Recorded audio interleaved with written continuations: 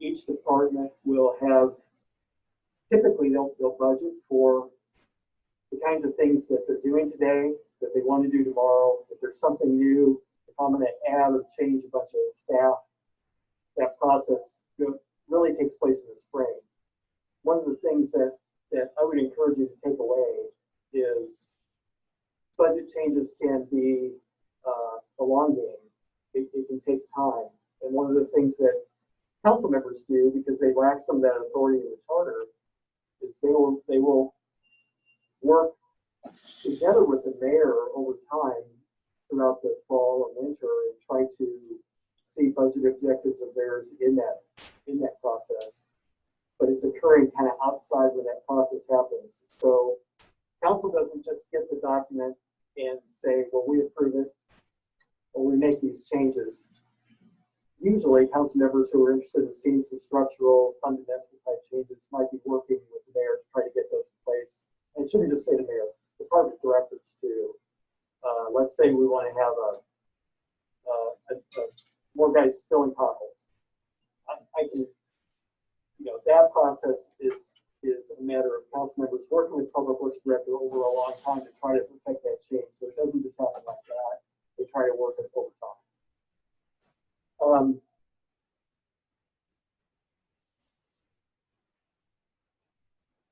I think that's all I was going to say on process. The council approves it, usually here late in August. It'll be August 18th this year.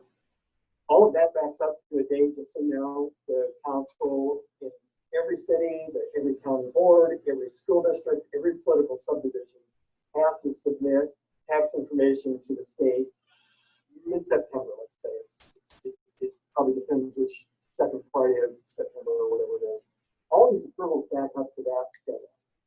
So those budget reviews, the budget proposals, the budget preparation, all is geared toward that kind of drop dead deadline with the state. So it's your basic requirement. If you don't meet that requirement, you don't have that political subdivision, you don't have taxing. So that's kind of how we define how the timeline works. I want to kind of move on to revenue. I mentioned before, revenue is important, obviously, because you can't spend what you don't have for the most part. You can borrow money with debt.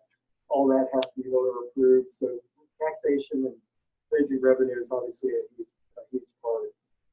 And Jakeem, if you could try to find page 120 and 121, the page that I took at the bottom. I told you about this before. Right there, do that. One more. Back one. Sorry, back one. This one? One, go up one more. There's two charts. These pie graphs show you revenue in two ways. The first one on this page is all revenue. So you can see, and I'm sorry, probably in people's way, you can see, obviously you're a ways back from this, but I encourage you to remember it's page 120, and the next one I'll talk about is 121.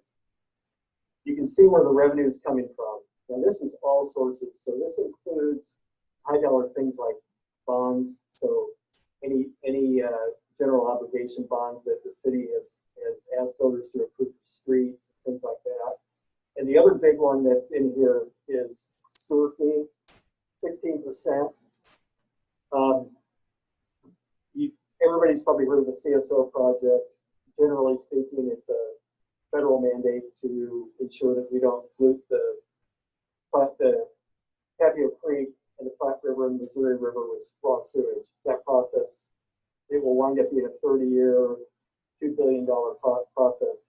All that sewer money comes from water bills, sewer bills, and the other thing about that is the city provides sewer service outside the city limits, so we're kind of regionalized in that respect.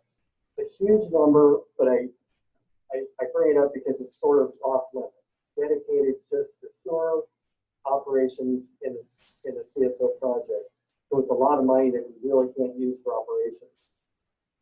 Probably the more relevant chart that would be the next page to keep is page 121. And this is what we call general fund. we have a number of funds. The city is organized and has funds. I guess the best way to think of it would be if you had multiple bank accounts and they could only be used for certain things. So the general fund is just that. General fund is what funds most city operations, with the notable exception of public works. Most of the budget, like my whole budget, the police department's whole budget, fire department's whole budget, all comes out of general fund. So it is what we commonly kind of refer to as the real funding source for most of operations. Just to try to illustrate where the revenue comes from general fund, and again, I know this is hard to see, but the big part here is sales tax, 41%. Right behind that is property tax, 27%. Those are and always have been kind of our two biggest funding sources. Sales tax is obvious. You pay sales tax on every transaction. Property tax, businesses, homeowners, everybody pays property tax based on valuations the county assessor arrives at, and the city sets a mill levy to come up with sales tax, property tax goals. Part of that property tax goes to the chart before this for debt service. Part of it goes, a bigger amount goes to this fund, this general fund for operations. So those are your two main taxing revenue sources. The other thing I mentioned about taxes that provide for a decent amount of income, the blue slice here is restaurant tax, and this slice of other taxes is a number of things. A lot of them are other occupation taxes. And occupation taxes, if you don't know, might be something as the city would have a business tax on landfills. They might have a tax on rental cars. Is another one that the city has an occupation tax. It's a funding source. I'm sorry. I don't want to get too much into that, but I'm just trying to give you a familiar idea of what our revenue sources are. I think that's all I want to say on that. To go further into general fund, you go down to page 145.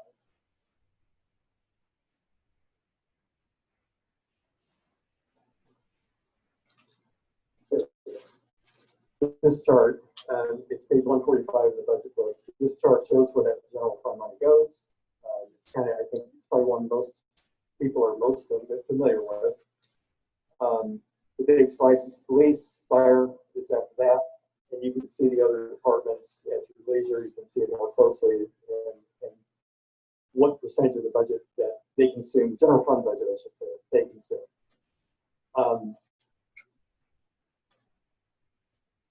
I guess I should mention too, Public Works doesn't use a lot of general fund, but it is a massive department. And just so folks know, the basic thing, most of this Public Works funding comes from gas tax. So the state feeds back to the city a percentage of the gas tax people pay at the pump. Wheel tax, when people register cars, they pay wheel tax. All that goes to, it's earmarked by law for street maintenance, so it can only be used on streets. And then the other thing we talked about was sewers, and they have a different funding source for sewer. So Public Works looks relatively small here, but it's substantially sized for operations. I mentioned a little bit about funds. Again, just to, I guess, drive home that point that if a dollar is collected and segregated into a debt service fund or another fund, the mayor and the council, they can't pull that money out of there and say, we're going to use it this time for something else. It's just unavailable to us for anything other than what it was collected for. So when we look at the regular budget, bottom line is like $1.2 billion. It's probably a little bit clearer to say that this $439,000 general fund is the most flexible use money. The $1.2 billion includes all your bonds, all your sewers, all that. We'll talk a little bit about appropriations. in the city, you've got, I guess, 12 departments. There are some expenses that are budgeted for centrally. For example, the city has to pay, the city pays like 85% of the 911 costs, things like that. Those are budgeted not as a department, but centrally. So mostly what happens with appropriations is, I'll just use myself as an example. We have a small staff. We help the council members. When I get my budget, it's like, am I going to change that? How would I do it? Do I want to add some people? Do I want to delete some people? Do I want to budget them at a higher rate? Whatever. I have simple decisions to make. Obviously, the more complex department, more they have to look at other things. So they'll look at functional expenditures that might go into the future. If they want to do something differently, they'll plan for it. If the department can get approval from the mayor to budget for that, then it's going to be in the budget. If they can't, it's largely a continuation of the existing budgets they have, mostly driven by, and this is a key point, mostly driven by personnel. So if I have 6 people, all their salaries, they're all civil service, so their salaries are set at a certain pay rate. I can't change that. That's a civil service program. If my folks aren't covered by collective bargaining, but a lot of city employees are, so if they have collective bargaining, they've negotiated for all those pay rates. They've negotiated for the benefits. And the city then, the only thing the city has flexibility on is things like health insurance and so on. Those costs tend to go up. Their health insurance tends to drive budgets up. If the collective bargaining units agree to take less in benefits, they could go down, but that's a labor negotiation issue. So I just would emphasize that a ton of what we have in every department's budget is mostly personnel related, and most of that is paid to the position. So you've got to eliminate a position to change that. Just so you know. For example, I looked at police earlier. They have their costs are 76% personnel. So equipment and things that they do only represent about 24% of the budget. For someone like my department, a small department, we don't do anything that is equipment related. It's more like 97%, 95% people. So most of these city costs that you see, once you get outside of public works, where they have a lot of non-personnel costs for contracting, street work, things like that, almost all related to personnel costs. And I think a lot of companies are like that. In most city departments, we're really no different. The one thing I didn't provide this slide, but I'd ask everybody to maybe jot down page 444 in the budget. That's a page where a certain number of community service dollars get budgeted centrally, where the city will, and an example, I guess it just comes to mind, would be like the Step Up program for summer jobs. That's where we budget that. It wouldn't be in any department, it would be in that community service page. So that's a good one to take a look at if you want to see what the city is spending on things that are investments, maybe more in social aspects or community service type programs. 444. I'm pretty sure I have that right, but it's right around there. It's not 444. Is that the 2021 proposed budget or the 21 proposed, which I think is page 444. It is. Okay, thanks. I talked a little bit before about influencing. How do people influence what's in the budget? And it's a real obvious thing. Your elected officials are going to drive what's in the budget. Their priorities. When you become a mayor or council member, you're going to try to influence what the budgeting priorities are. It's pretty much that simple. But I think there's opportunities for the public to make it clear to elected officials what they want too. And one process that we have is this public budget hearing tomorrow night. It's not a perfect process because it's kind of late in the going. And budget resolutions can be prepared and we can alter the budget. But I guess I'd encourage people interested in seeing more fundamental changes to make it it a long-term and all-year process. Let folks know what you're interested in. Engage with the mayor's office. Talk and you know, I know a lot of discussion's been had. A lot of discussion is yet to come. But I really think that probably the thing I've learned in the time I've been with the city is it's kind of a long game. The budget priorities will evolve over time. When I started this, there was no such thing as step up. There was no such thing as Heartland. The investment the city makes in Heartland Workforce Solutions was zero. And in fact, we didn't even have our own. We didn't even have our own workforce. It'd been taken over by Lincoln and was clawed back by Omaha. And I think they're doing a much better job. So those are things that, just two examples, I guess, of things that over time changed. I think with ongoing work and kind of painstaking labor, those things evolved and changed. I think that's what it takes. The other thing I guess I wanted to kind of leave you with, and it's more climate related, probably the overriding climate issue that I shouldn't say climate, but political, environmental issue is there's been, I think the overarching feeling has been in Omaha and in Nebraska and around the country has been limiting taxes. So people have been successful in getting elected. They've been successful in governing by kind of feeding that, granting that wish. We're going to limit taxes.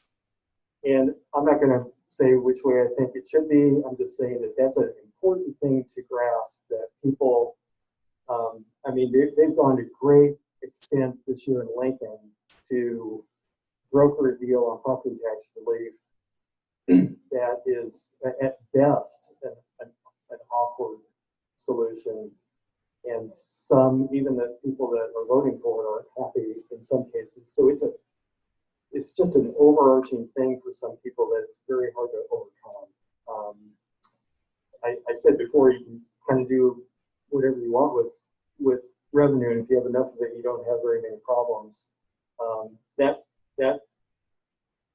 That feeling about property taxes is a real significant driver of elected officials' outlook when they budget. It's just important to remember that. I'm not saying it's right or wrong. It's just it's something that all the elected officials hear nonstop.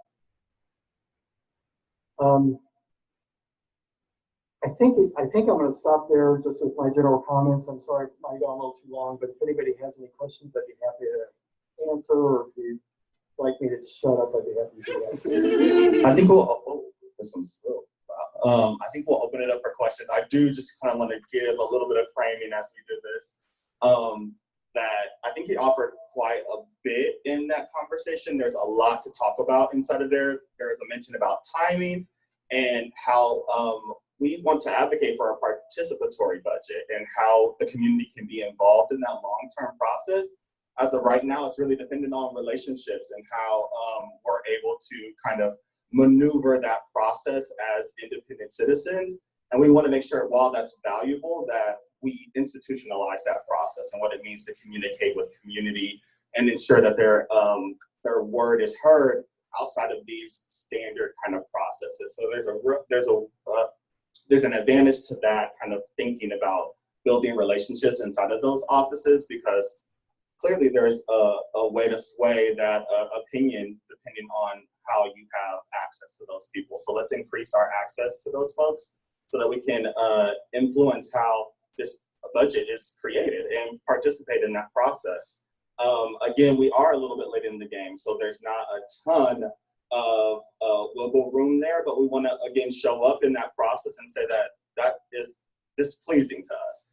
And there's a lot of people that want to change how this works. So I want to empower everyone, especially in your question asking, to know that you have power in this process still, with it being late in the game, to show that there shouldn't be a late in the game to begin with. So just thinking from that place allows us to craft our statements and build strategy from a place of power and community. So does anyone have questions about the process, about those timing, and those kind of things? I'll walk around.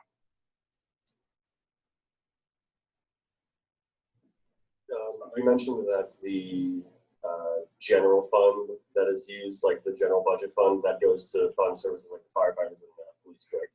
Correct. Remind me again. You may have gone over. There was a lot of information. What's the logistics behind changing that general fund's allocation? It's kind of back to the fundamental thing I've been saying. I think is your elected officials, in combination with your department directors, are going to budget based on what they determine to be their priorities and their needs. So let's say, for example, that a mayor said, I really want to see a departure from as many fire stations as we have. If they wanted to do that, they could do that. If they can make it work within collective bargaining agreements that exist and things like that, a whole other forum.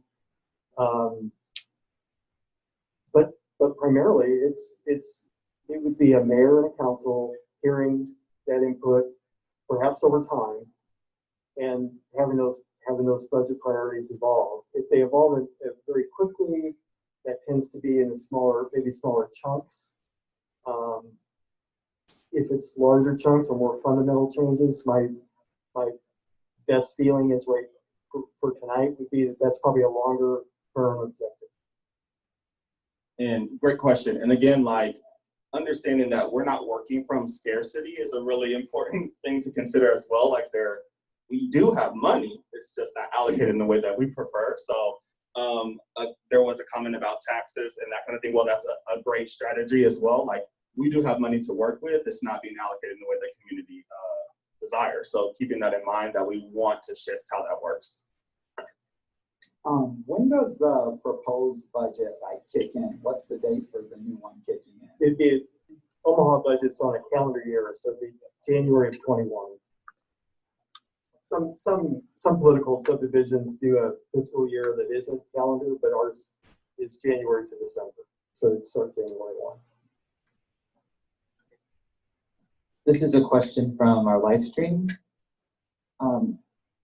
Amanda asks, I'm wondering about the fines and fees related to citations and misdemeanors and other crime-related monies. I'm wondering if any of those fees go to the city, and if not, where do they go? I'm not going to be able to tell you with complete certainty on some things, but the vast majority, so if you get pulled over for speeding, all of that goes to the school districts. So if you pay $100, well, I said too much already. If you pay, let's say you get I don't know what the fine might be, say it's $75. You also get a court cost of $50, let's say. 50 of that goes to the courts, just like it says.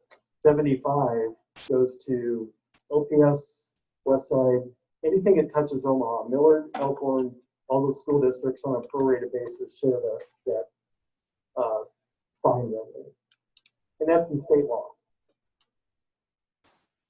I was wondering if you could speak a little bit about how much, if at all, the revenue has been impacted by the pandemic. I can't with much authority. I don't work in finance, and I don't have access to a lot of the things they have. And we have had ongoing discussions, I should say. It sounds like certain revenues are actually higher than, or for 2020, obviously, certain revenues have been higher than we anticipated. So, for example, sales tax hasn't been hit as badly as we thought because a lot of people have shifted to online shopping or things like that.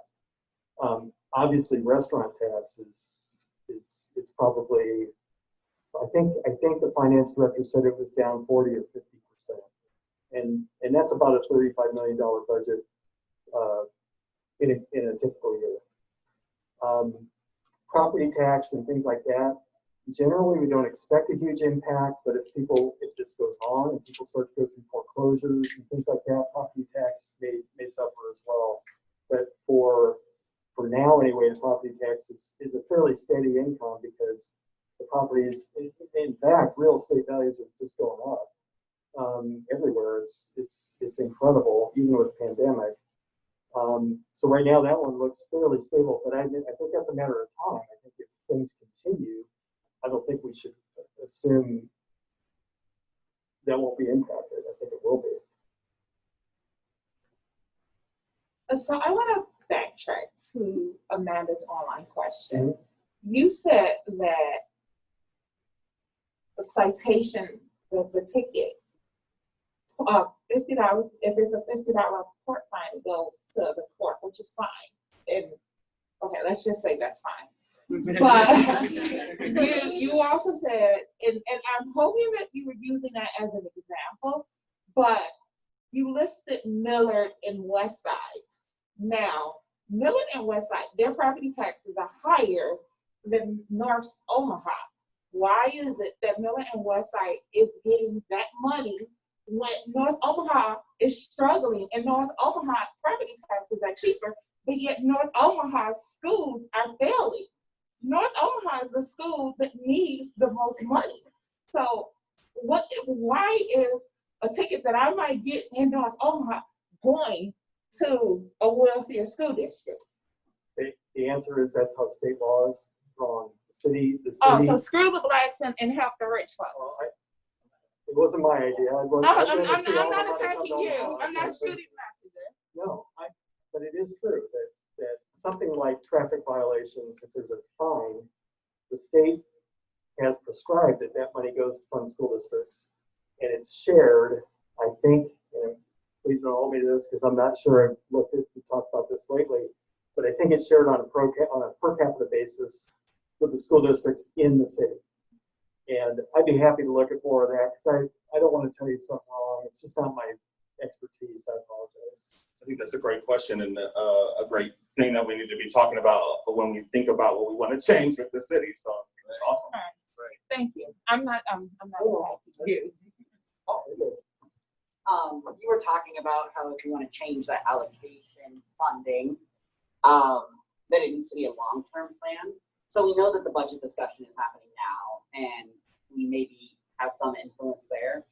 You also referenced how some of the budget numbers are tied towards contract negotiations, but police contract also expires this year, and I imagine a lot of those figures, since the majority of their budget is tied towards personnel costs, are going to be highly impacted by the negotiation of that budget, or not that budget, that contract. Do we as the public have any way to influence or be involved in the process of those contract negotiations? I realize that's a human rights or a human relations department thing, and that's not your department, but it's not, but I'd like to answer generally. Generally, no is the answer. That the elected officials you elect will negotiate on behalf of the city. The collective bargaining units will negotiate on behalf of themselves, whether it's police, fire, the civilian units. There's several out there. And it's a sticky situation when you get into labor negotiations because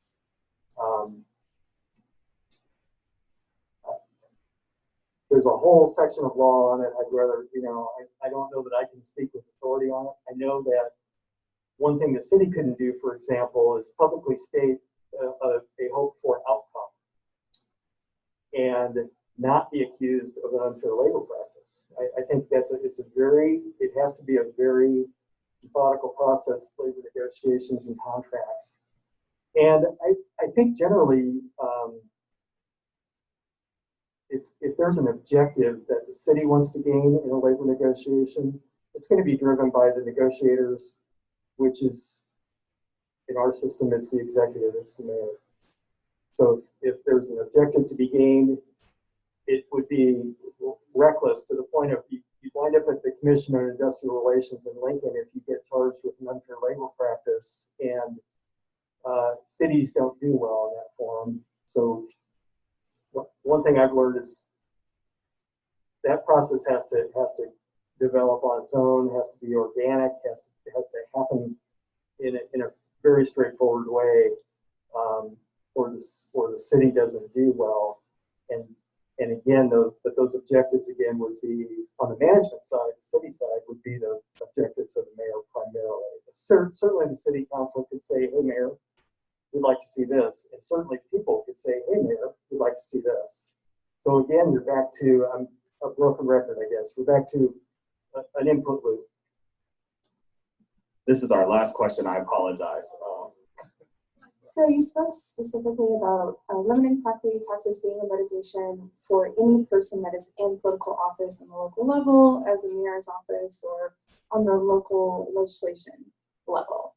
Property taxes are influential, and that's across the board. The state of Nebraska has the highest property taxes comparatively of any state in the United States. So it's definitely front of mind, especially here in Omaha. And if you look at the disparities between North Omaha and, for example, West Omaha, I'm looking at things like the annexations that are happening, where a lot of western areas of this state are generally a part of like Elkhorn or generally a part of Gretna that are being annexed by Omaha. So we're getting that property tax money. They're not getting the resources that they need because they're technically not officially a part of Omaha, and a part of our school district system and a part of our other systems. And then I'm also thinking of things like our restaurant taxes that was supposed to be a temporary tax to pay for a ballpark.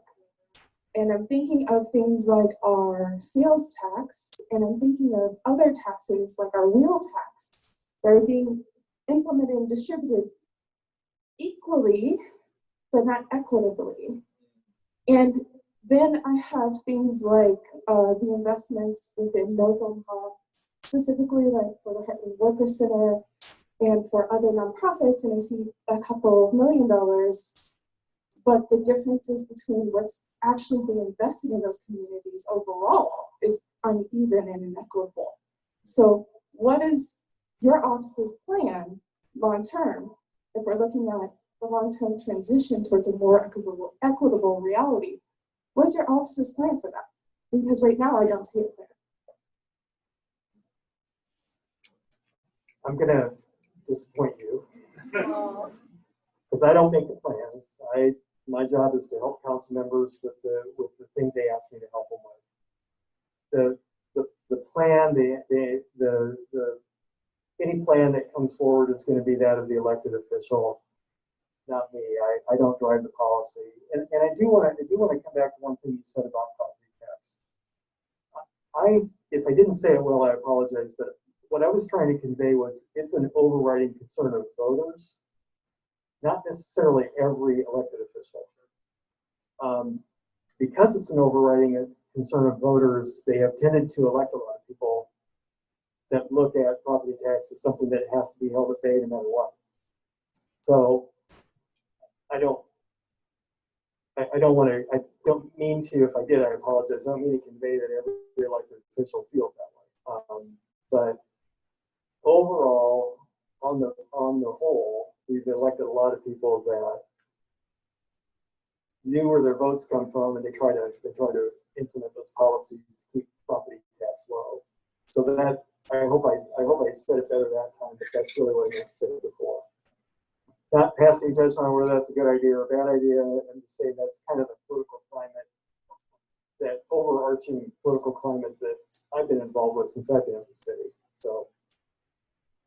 Yeah, and I think to your point, we have to craft that plan because we've seen that our officials aren't doing that in the way that we find pleasurable or inspirational at all. So I think that's our part in this whole process, is ensuring that our voices are heard around what that can look like and what equity actually means to people that are marginalized and sitting in the margins of society. So thank you so much, Jim, for your presentation.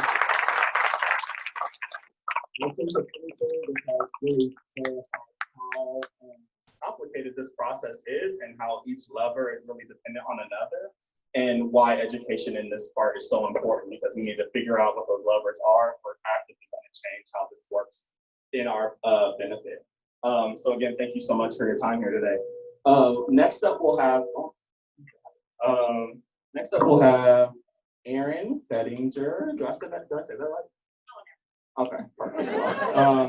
And again, she is a community engagement director from Together Inc., which deals with issues around unhoused populations, and does really exciting, amazing work and advocacy around that. She sits in city council every Tuesday and does some great live tweeting from that. So if you don't follow her, it's probably one of the most fun and engaging ways to hear about what happens in the city council. I enjoy it. I laugh quite a bit. So we're really grateful to have her here today to talk about her personal experience with city council, how advocacy can work in those processes, and how to craft like really engaging personal testimony around like the ways that certain council members view this work and this job. So thank you so much for being here, and I'll give it over.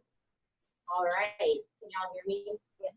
Okay, great. If you do follow me on Twitter, please be warned I am not a reporter, so I don't feel any responsibility to present both sides. Hold it real close, like this one. Yeah. All right. So like Joaquin said, I'm Erin Fettinger. I'm the Director of Community Outreach and Advocacy at Together. I also represent this district on the Metro Community College Board of Governors. So thanks for your votes. That's a long way off. Don't worry about it. It's not a good okay. So in my job, what I am is basically a lobbyist for poor people, which means I'm very highly compensated and I win a lot. That's neither of those things are true. But I do go to a lot of city council meetings. I interact a lot with city government to work on issues around housing, income, security, and food security as well. I want to preface all of this by saying that the city council works for you. It is your right as a citizen, it is your right as a community member to address them with your concerns and your suggestions. So whatever trepidation you might feel about participating in local government, remember that. This is your right, they work for you. Okay, I will also say that the city council is, in my experience, actually more amenable to suggestions and to citizen engagement than other legislative bodies. So they are open, the majority of them, to hearing from you, and they will respond to you. If they don't, they're not doing their jobs, and you should tell them that. So they will respond to you, they will listen to you, and if you give good testimony and you're not just like the person who shows up every week and screams at them that they're doing a bad job and your property taxes are too high, that they'll most likely listen to you. So I say all that, and also, like, don't get mad at me later for saying not to scream at them. Okay. The basics of testimony for this specific hearing, for the budget hearing, which is a little bit different than the typical public hearing, which I'm happy to talk about too all day. So one is you have 3 minutes. That's it. This is about, in my experience, a page, single-spaced, if you judge things like that. I used to be a professor, so students would ask me that all the time. I'm like, it's not a page. Okay, so you have 3 minutes. There is a light system if it's working. The yellow will mean that you have a minute left. I will tell you that you will be cut off at 3 minutes. Council President Jerem is very nice about this for the most part, and he'll say, we need you to wrap it up, and then you'll get flustered because you had all these other things to say. So it's best to just write your testimony knowing that you have 3 minutes and practice it. My whole family's just like, what is she doing? Just talking to herself in the kitchen all the time. And that's usually because I'm practicing testimony. Okay, so it's really just important to make sure that you have 3 minutes that you are doing that. The first thing that you'll need to do when you go up is state your name and address for the record. If you don't state your name and address, you will get interrupted. It'll ruin your whole flow. It'll be hard to recover. So just state your name and address for the record. If you are representing an organization, you are perfectly free to use that address as opposed to your home address, okay? This doesn't really go anywhere. People can just, like, if you're saying your address out loud and you're uncomfortable about it, it's really just the people who are paying attention are gonna be listening for it, but otherwise, no. This is not a Q&A. So council members will not engage you. All right, so you are basically just up there giving a speech. If you ask questions, they won't respond. That's just not the way that the process works. I always close my testimony with, if you have any questions, I'm happy to answer them. And that just gives them the space then to ask you questions. They most likely will not, because this is a 6:30 p.m. They're already at the end of their day, and they're really just trying to get through this. I always print off testimony, copies of my testimony for the city council. I find that one, I don't actually know why I do this. I don't know that they actually go back and look at it, but they might.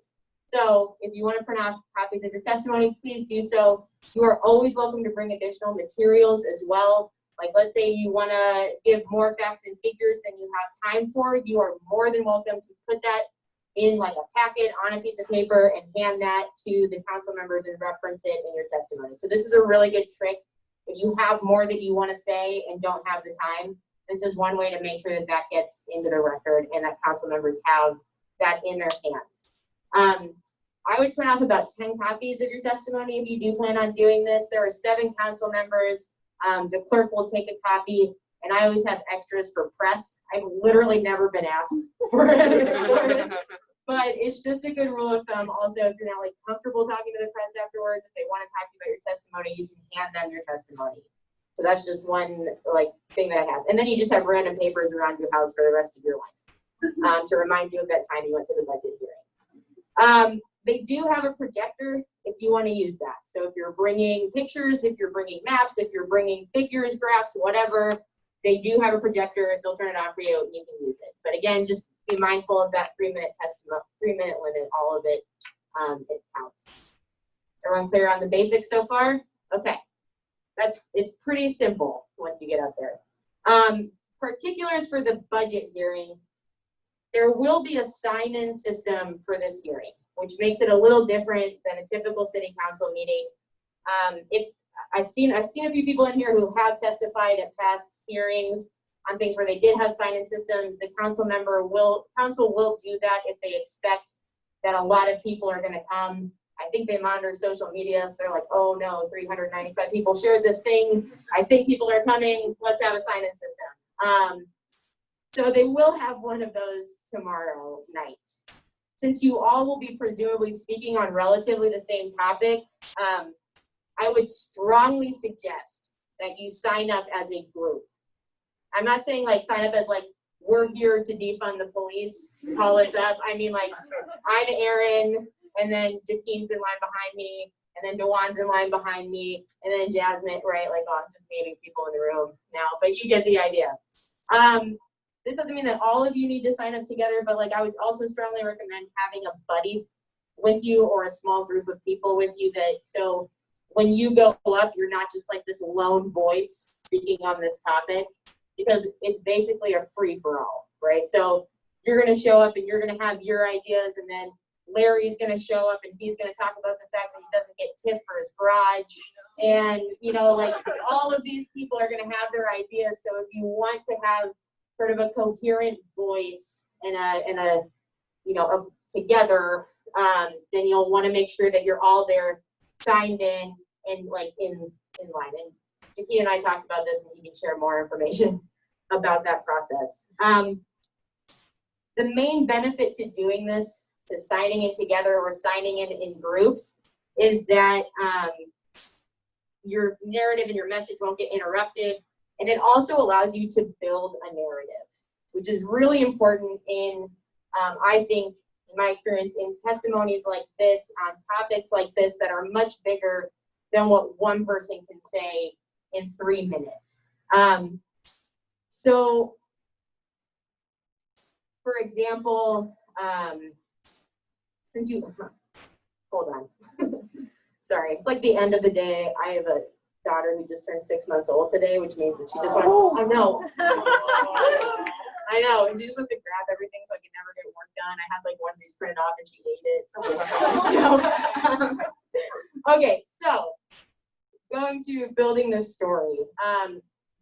Find people who you feel comfortable testifying around. Let's say if it was everybody in this room, which is a lot of people, and it's great, and I love it, and let's bring this thing till 10 o'clock when they make the security guards go overtime.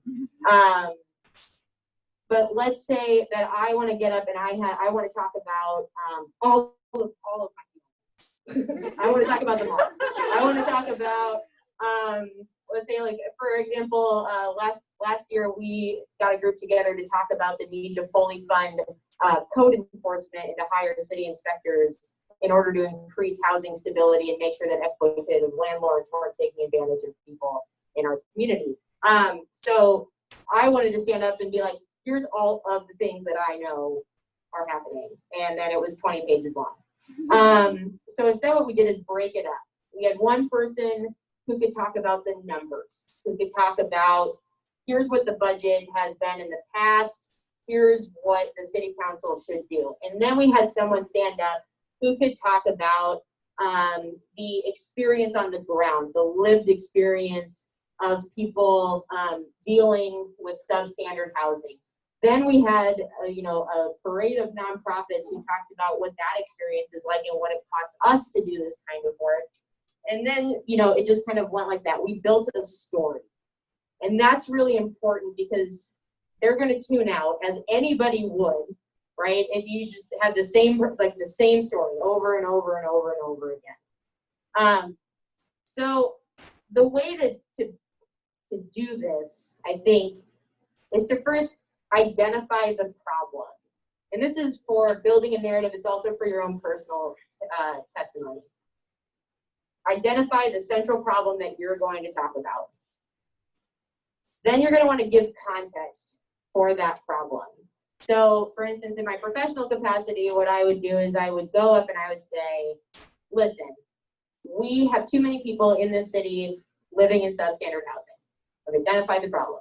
Then you want to give context, right? You want to say, well, the reason that this is happening is because of this, this, and this.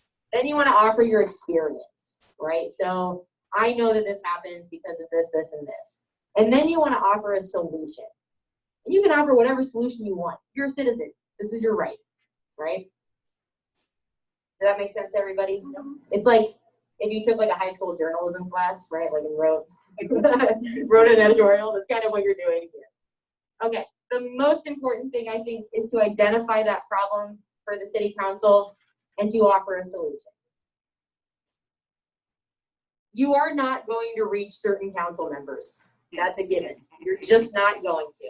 They were voted on or voted into office by certain people, and I shouldn't get too far into that. Okay. You're not going to reach certain city council members, so determine who your audience is.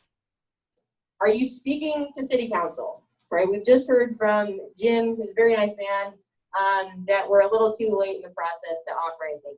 Are you speaking to city council members right now in influencing their budget process? Or are you speaking to city council members who are every single one of them up for re-election in 2021?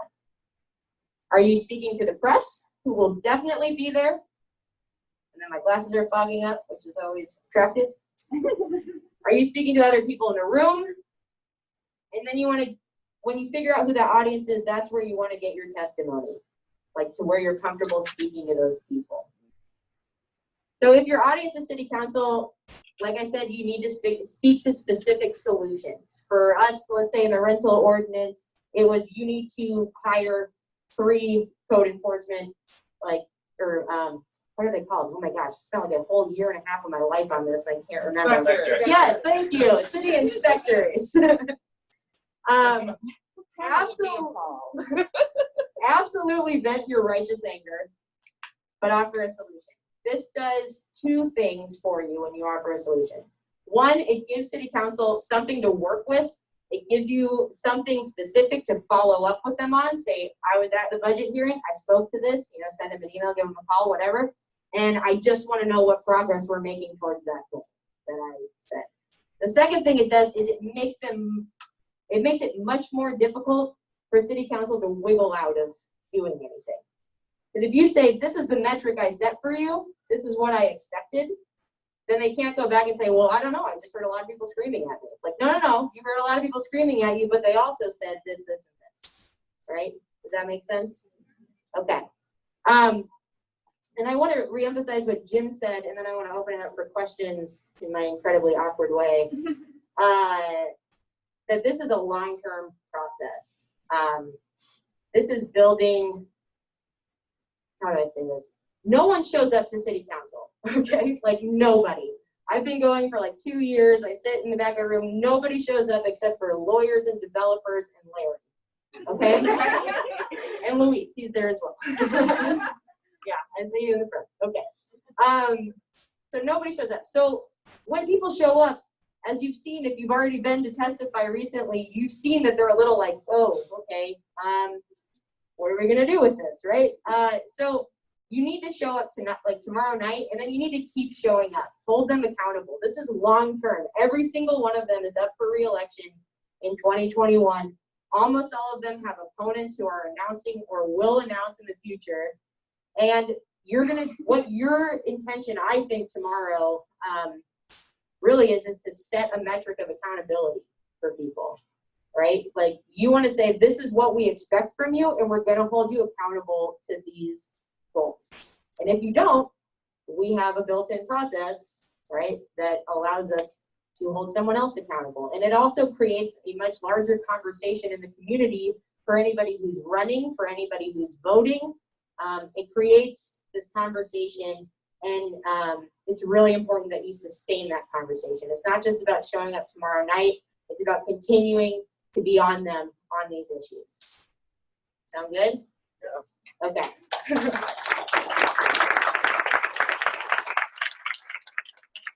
Feedback, just questions.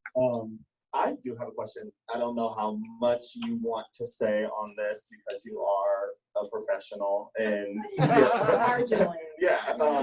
but have you noticed any city council members that are specifically amenable to quote unquote progressive change? Is there a way that we can cater our message to those folks that seem friendly to that kind of stuff? Yes. I still have to get things done at city council, so I can't be too crazy. I'd say that there are probably 3 council members who are open. There's one who likes to be on the fence about things, but will listen to pressure, and then a few that you probably just won't reach with this message. I will say in my experience that city council members, to their credit, are more receptive to public shame. I think not public shame, but to public pressure. And who are receptive to COVID has broken me. I was a deeply cynical person before this, and now it's just a mess. So yeah, I think that the city council is mostly open to you saying that you want change, and it's so long as it's not them feeling attacked, right? Like think about your worst moment growing up when your parents, they yelled at you and you're like, I don't care. And then they were like, I'm really disappointed in you, and you're like, I can't. That's kind of what city council is like, would be what I would say. Any questions? Personal testimony? Yeah. I do not have a prepared statement, but I trust some of the people in this room to articulate some of the things that I want to say. I'm just trying to be informed, but you said I could write myself in as a group. Is that a way for me to go on record as backing somebody else's message? Or is it just a way of signing in and signing sheet? So don't sign in if you're not going to testify. If you don't have a prepared statement, here's what I would strongly suggest. I would take the things that you hear or that you trust other people to say for you, and I would follow up with your city council member and say, here are the things that I heard in the budget hearing that I want to emphasize and support and amplify. Does that make sense? Yes, it does. So it's just, and that's even a benefit, I think, for anybody who's giving personal testimony or anybody who's listening, to follow up with city council about that, because it really does just drill it in, right? They're going to be, who knows when you're going to be able to stand up, and it could be like 8:30 and they've heard 2 hours of people yelling at them. And so following up the next day and being like, I just wanted to say, here's what I support is really impactful. Yeah, and if you want to draft personal testimony, you can spend some time with us tonight and we can help with that. And I would suggest everyone write up your testimony as well, because you don't know what time you'll be going. So if you feel like shoot, I want to stay, but I'm running out of time, submit that personal testimony in writing, and you're still on the record, which is important. So is it kind of similar to when I, and okay, let's say, like I actually know how to speak. When you, Hannah, and I went down to Springfield? I'm sorry. Lincoln? Yes, Lincoln. Springfield is the capital of Illinois. I know, it's a beautiful capital. Absolutely desolate. It's different than, I mean, the idea, she's talking about testifying to the legislature versus testifying in city council. I think the creation of testimony is the same in both venues. The process is different. But yes, you got up and you gave your testimony. It's the same thing. Yeah. City council just listens. Well, I didn't say that. Really? See, I would have thought the opposite. So you had specifically said that they don't respond well to humiliation. Along those lines, when the mayor presented her budget, she and Harding, if I can mention his name, made several very immature comments in regards to the African American individuals that were present. I don't know if you were there. I was watching. Yeah, so I got too emotional, so I had to leave before I did say something. So it's not a good idea then for me to address their behavior before I go into my rhetoric, is what you're saying? I actually think, again, I'll go back to my first statement. This is their job to listen to you. And if you want to speak to that, I think that there is definitely a value to it. And I think that there is absolutely a way to frame it as well, to say, you know, I wanted to be, I'm not speaking for you, but like me watching that, it was like, I wanted to be engaged in this process. I wanted to feel like I was welcome as a citizen here, and this is how this made me feel. And in that sense, like offering a solution at the end, right, is like, I hope that as we move forward in this as a community and you as our elected officials, that we can approach this with more maturity and respect than I feel I received that day. Does that make sense? Yeah. I think that's great, and I think there's an opportunity. Rising above. Yeah, again, with like your strategy, maybe there is a group that want to talk about the conduct of the city council, and there is real value in saying like, this body represents something different to me, and if you're not upholding those values, again, 2021 is right around the corner, and what does that mean for how we do this? Black people vote. I think that's important to talk about because we want to raise the conduct and elevate the example that we're setting about how we do this community thing together. I will just say too, though, and this is a good thing to remember anytime you participate in city council, and I'd love to have more friends there, is keeping it relevant too. So connecting that to the budget, just to make sure, because otherwise I think that they probably will cut you off, and that's always upsetting. So it just, yeah. Aaron, I have a question from Craig Moody on the live stream. He asked, is City Council offering any means to provide comments virtually, or do you have to be there in person? That's a great question, Craig. Thanks, buddy. So no, City Council, I'm just gonna put a few plugs in. City Council and the legislature do not allow the opportunity to submit comments virtually. So you cannot join via Zoom. That being said, county board still allows you to join via Zoom. Just gonna put a plug in there. It's a hot mess, but you can participate. If you want to participate virtually, the only way to do it is to send in your comments to the city council members and send them in to the city clerk. I would strongly suggest if you are going to send in your comments that you send them to both the city clerk and your council member. Like, just do both. Otherwise, they might get lost in the ether. So just send them to both. And a quick follow-up, is ASL or any other type of accessibility stuff available for council? Wow. Really? You should call them out. Thanks, Aaron.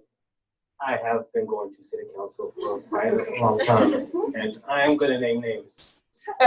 Jim Downing did a good presentation, I think, on like how many votes does it take to change it, between 4 to 5. So I would say the people or the council members who would probably be most receptive this time around would be Chris Durham, Vinnie Palermo, Pete Festerson, Ben Gray, and Rich Pauls. Amy Dalton and Bridger Harding kind of, they'll go back for the mayor. Rich needs them to.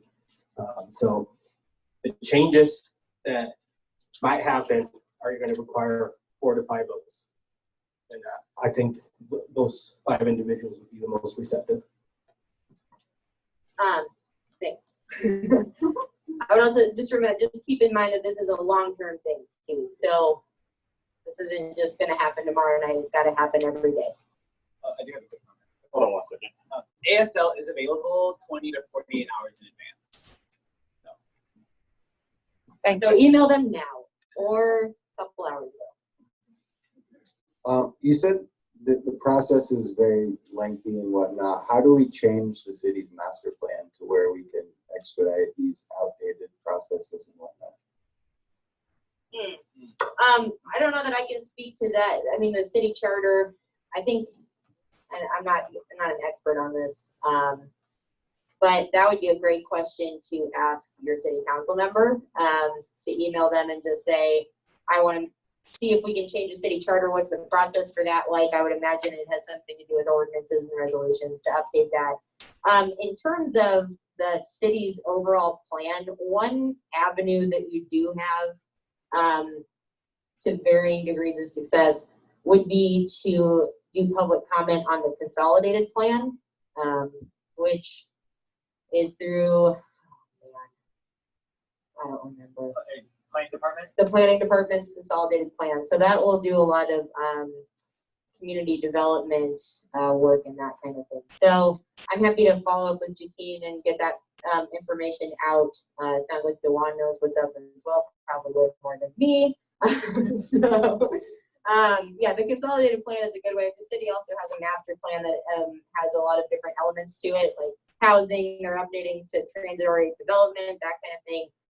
And those are good opportunities to engage and to do some kind of lobbying work around what you want to see in the community. So it's really similar to the legislature, and again, he made the reference to like the city charter being the city's constitution, the same way we have a state constitution, and how you have to find a champion from the legislature to get amendments proposed.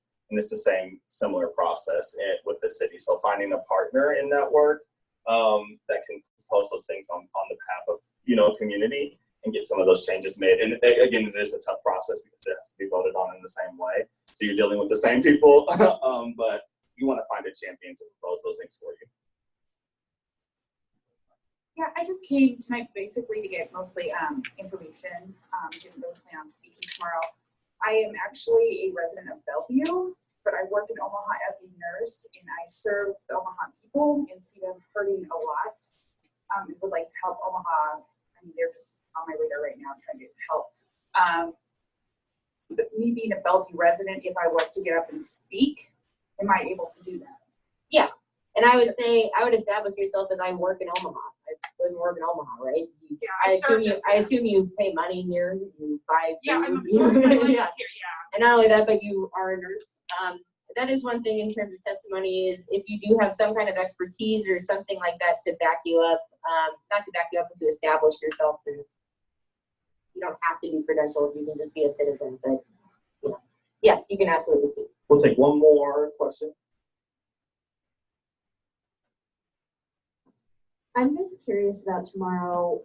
Is this also going to be where they talk about the emergency ordinance that they're trying to pass for the mass, or is that totally separate? Totally different. Yeah. So it's going to be a really long day for them, which is another reason that I think it's good to just go up and have a plan. So tomorrow at 2 p.m. is the mass ordinance, and that'll be a typical city council meeting. Those resolutions are up very quickly.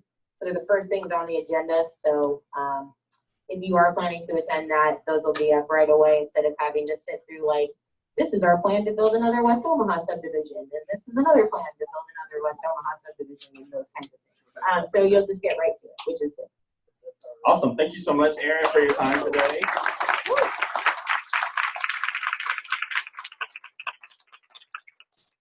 Again, Erin has been a great partner in helping us with the process. She created those postings I was making at the beginning of this whole process in March. So really accessible, really able to and willing to help as we craft how this goes, and is always present at the city council. So if you're looking for a partner, need some encouragement, I'm telling her. Looking for encouragement or help with that process on the moment, like she's there and it's a great face to look for during that time. Can you spell your last name? No, I can't. F as in Frank, E-I-C-H, T as in Tom, I-N-G-E-R. And then what's your Twitter? Oh, don't follow me. No, I'm kidding. Just follow Jakeem. He'll retweet me or something. I don't know why she's acting scared.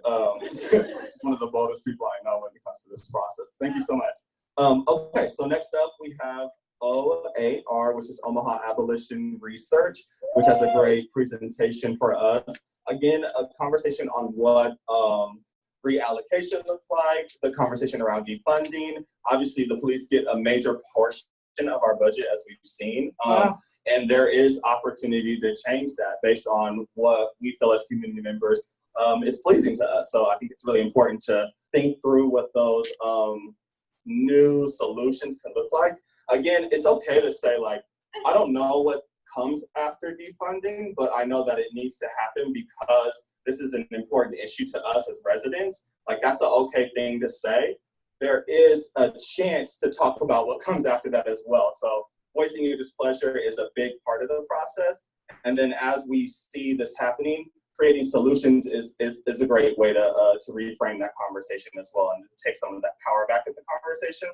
Just because obviously this has been a tool that's been used against reformation is that kind of like ambiguity on the other side of this issue. But we know what's important to us is still valid and necessary to talk about no matter what that solution looks like afterwards. So I'll hand the mic over and they'll be able to talk about this in a better way than I can. Do I need to bring this up? Okay. Let me touch computers. While he's doing that, I'll just introduce our group a little bit. I'm Karen. I am a resident here.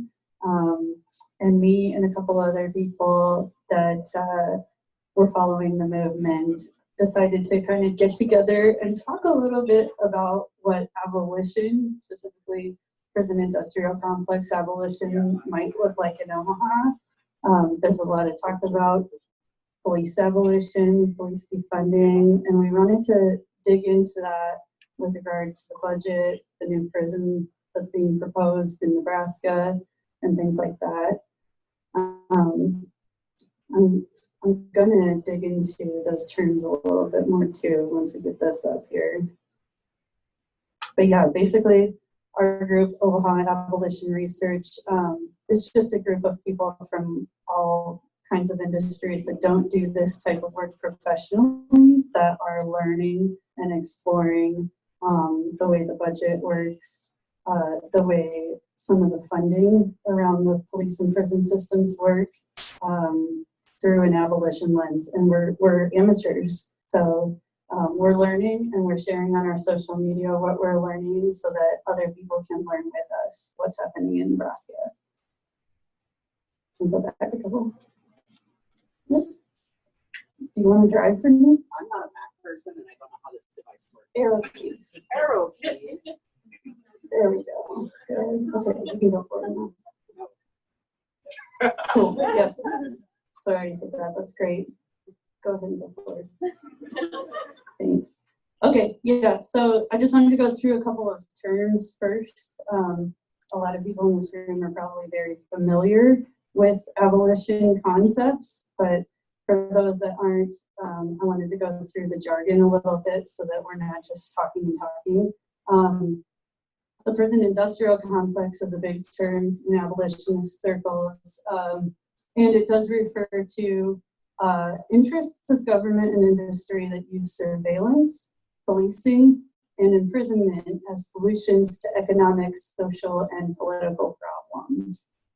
So we're talking about a whole ecosystem of government control to enforce laws and maybe do other things too. Defunding is the big buzzword of the day. A lot of people have been showing up to protest with defund on their signs.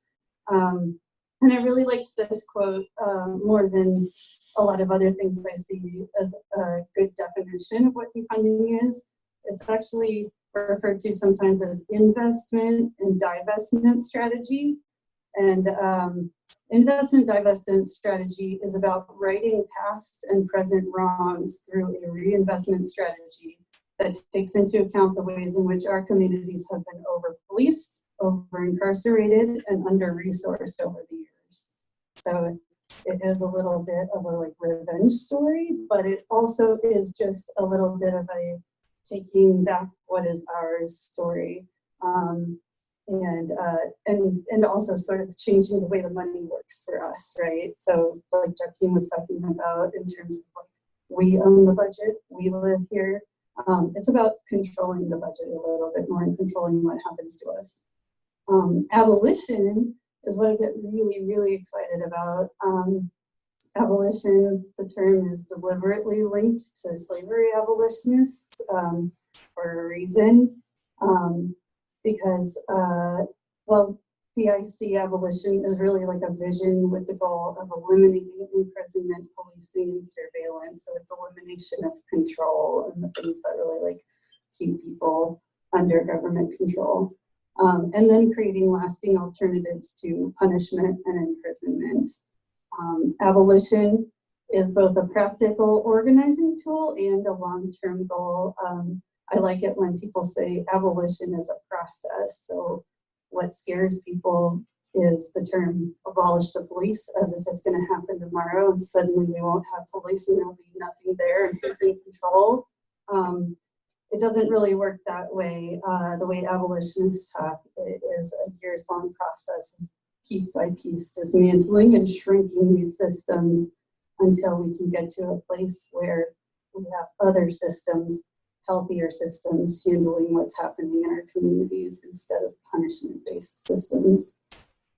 Divesting as a term is really just moves we can make to shrink the size and scope of the prison industrial complex. So divesting from prisons, divesting from the police is sort of shrinking their power. But yeah, go ahead.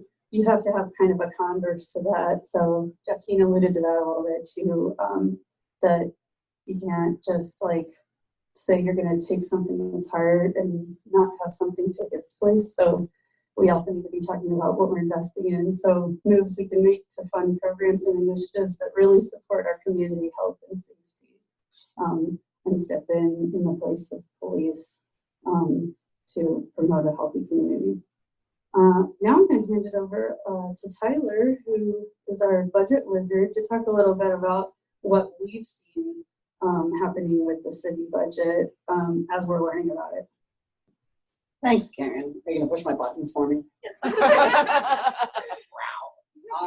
I'm going to review some things that are relevant to the current city budget, the 2020 budget. Hold it closer. And then I'm also going to talk a little bit about that COVID impact to the budget before we move into the 2021 budget. So this is just a little infographic that kind of shows that distribution of our city general fund that Mr. Dowding was talking about earlier. Currently, in the 2020 Omaha General Fund, the police department makes up 37.9% of the general fund. We spend 5.3% on parks, 5.1% on public works, 3.3% on libraries, and 0.3% on human rights and relations. And I just want to touch on that real quick. Mr. Dowding mentioned Omaha retaking over workforce development and those types of programs. Those are the types of programs that are under that human rights and relations budget. When we talk about the housing authority and inspectors and all of that stuff, that's the human rights and relations budget. And it's 0.3% of our current general fund. If you exclude the Omaha Fire Department, all other parts of our city general fund combined do not equal the budget of the Omaha Police Department. We spend $158 million and some change on all other services. We spend $159 million currently on the police department. 48%, nearly $80 million of the OPD budget is dedicated specifically to the uniform patrol. These are just your regular beat cops. They're not your investigators or anything else. That's 48%, $80 million of their budget. Next slide, please. If we go way back to 2005 and evaluate our police budget to 2018, because these were when the numbers were available, we can see that in that time period, the police budget has experienced an 85.7% growth. During that same period of time, our population has only grown about 7.8%. Next slide, please. All right, so this is how our city is currently breaking up our general fund and how much of it we are allocating to the police department. But now let's take a look at what some other cities are doing. In New York City, they dedicate 7.7% of their general fund to the police department. Next. Los Angeles, 25.5%. Baltimore, 25.6%. Atlanta, 30.3%. Minneapolis, 35.8%. And here we are at Omaha with 37.9%. So even compared to other cities, for the most part, we spend a lot more of our general funding on our police department. Okay. So now let's talk just a little bit about the budget. And I'm going to try to brush through this since Mr. Dowding was here and very generously shared his time with us and talked about a lot of this already. But I do think that it's relevant to review. And also, damn, that made me feel confident because I was really nervous about this part. But after he talked, I was like, oh, I do know what I'm talking about. I'm just a guy that was on quarantine that read the city budget. All right. So just in general, a budget is obviously the political instrument that weighs policy priorities against available public resources. It specifies the ways and means of providing public programs and services, establishes the costs of those programs, and the criteria by which these programs are to be evaluated for efficiency and effectiveness. I think that's really important. It also ensures that the programs are evaluated at least once a year for the purpose of redistributing income, also very relevant, and providing the government with spending limitations and transparency by which the government may be held accountable at the end of each budget cycle or their political term. Very relevant, as Aaron mentioned, all of our city council is up for election next year. Okay, so that city budget includes, as Mr. Dowding said, what the city of Omaha calls the total budget. And the total budget is really our general fund combined with what every other city in the United States, for whatever reason we don't, calls the capital budget. The capital budget is the thing that includes all of your bonds, issues, grants. They have a term for this. They call it special revenue funds. Special revenue funds are funds that are set aside for a very specific and particular purpose. So in the city of Omaha, we issue bonds through things called CIPs. It's capital improvement plans. And they outline these in the budget. We're not going to talk a lot about them, but this is how we pay for infrastructure. He was talking about the sewer project. It's how we repave roads, or how we just paid for an urban tactical village with outdoor firing range on a National Guard base with the police department. So that's the overall budget in this figure here. It includes everything and the general fund. You can go to the next slide. So this is like a breakdown of that total allocated budget. And like I said, you're going to see, like he mentioned, the public works budget looks huge. We all know about the North Omaha sewer infrastructure project that's going on. Public works pays for a lot of their own money. But the general fund, on the other hand, next slide, please. Oh, I apologize. I want to talk about the grants because I think it's important. So the total budget also includes the grant funding that our city receives. And there are a lot of active grants for the city. So detailed information on grants to the city that are currently active can be found on pages 109 through 118 of the proposed 2021 budget. The 2021 budget is really hard to find. Can you go to the next slide? So some really nice citizen that I do not know made this tiny link. It's bit.ly/meangene_money. You have to capitalize the mean gene in money. If you do that, it takes you immediately to the 2021 proposed budget. Super handy, because I honestly still cannot find it on the city website. I know it's there. bit.ly/mean gene money. Capitalize mean gene money. I did not do that, but whoever did that, thank you. Okay, so this is where you can find that grant information. It's on page 109 through 118. In particular, the Nebraska Commission on Law Enforcement and Criminal Justice sponsored programs are on page 112. U.S. Department of Justice sponsored programs are on page 114 through 15, and the Office of the President and Homeland Security grants are on page 116 and 117. Okay, now we're going to talk about the general fund, because this is really the money that we can influence. So, as Mr. Dowding said, the general fund is primarily made up of our taxes, right? It's property taxes, it's sales taxes, and this is the money that the city council really has the authority to allocate. Mr. Dowding talked a lot about what the city council cannot do in the budget process. The one thing he did specifically say that they have the power to influence is how we allocate this money. So let's look at how we're allocating this money in the general fund. So the general fund, as Mr. Dowding said, is primarily used to finance the city's normal government operations and ordinary services. It consists predominantly of our tax revenue. And the general fund is allocated specifically by the mayor and the city council. Okay. So now I want to just recap the budget process again, and then we'll go into a breakdown of the current 2021 budget, if that's okay. Next slide. So, as Mr. Dowding said, the budget is prepared by the mayor. In Omaha, it's the mayor that does it. It's really crazy. And then the mayor proposes her budget to the city council. The city council then reviews the budget. They have the opportunity to make amendments to the budget in the form of resolutions. They usually do this with public input through a community forum. After the resolutions are submitted, the city council votes on the budget. After they vote to approve the budget, it goes back to Jean Stothert. She has the opportunity to veto any of those resolutions, and then it comes back to the city council. That's the process for approving the budget. Now, I want to talk about that timeline, especially since Mr. Dowding brought it up, and the level of transparency that that gives you. If you happen to be a resident of Omaha and you hound the city clerk a lot, or are on the city council email agenda list, you would have gotten an email saying that on June 21st, the mayor was going to propose her budget. You usually get this email the Thursday before it happens. So you get about 4 days to know that the mayor is going to prepare and propose her budget. We received the budget, the public, on the 21st, which she gave it to the city council. A week later, the city council had a long session meeting where they broke out to review the entire budget. You'll notice they primarily focus on the general fund during that breakout meeting. A week after that meeting is the public hearing that'll happen tomorrow night. And then this meeting starts at 6:30. By 1 p.m. the next day, the city council has to submit their resolutions and have them due. So honestly, if this meeting goes until 10 o'clock at night, then they have what, about 10 hours, 12 hours to have those resolutions to process all of that community input and feedback, and then have those resolutions submitted. So the mayor talks a lot about transparency and the transparency in the budget. I just want to make the suggestion that based on this timeline, there is no transparency in this process. Right. All right, moving forward. Next slide, please. All right, so like I said, if you really want to know what's going on in the city council, you have to get onto the city council agenda. And I just wanted to take a moment to let everybody know how to do that if you do not already know.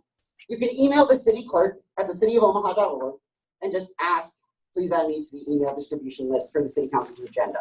They email the agendas out the Thursday before the council meeting, and then they'll email out any resolutions to that agenda up until the meeting. For example, the resolution that was added to the mask ordinance today, I think got emailed out about 4 o'clock this afternoon. But that's really the only way to like really keep up to date on what's happening with the city council. Once you get on a good relationship with the city clerk, if you want to back up a slide real quick, you can email her a whole hell of a lot, and then she might send you inter-office communications that detail this plan ahead of time because they work for us and that's their job, right? Okay, moving forward. So like I said, we can't really talk about the 2021 budget and really the 2020 budget without addressing the COVID-19 crisis. So COVID-19 created a massive tax shortfall for the city of Omaha. Initially, Mayor Stothert had requested significant cuts to the Parks Department, Library Department, Human Rights and Relations Department, and the city's recycling program. The city of Omaha at the time was requesting $71.8 million in CARES Act relief funding from Douglas County that we did not get. 43% of the COVID-19 relief funds that the mayor asked for were specifically earmarked for police wages. not PPE, not anything else. Their regular hourly wages for the months of March through May. We'll talk about that a little bit more. Meanwhile, libraries remain closed, recycling services have been reduced, and the human resources resources for the human rights interest are still being cut. Next slide, please. Okay, so I want to take a little bit of a deeper dive into some of those things. At the end of May, Jean Stother released her expense plan, or her expense report for Omaha from March through the end of May. And it includes projected numbers for the budget crisis that we were facing due to COVID expenses through the end of May.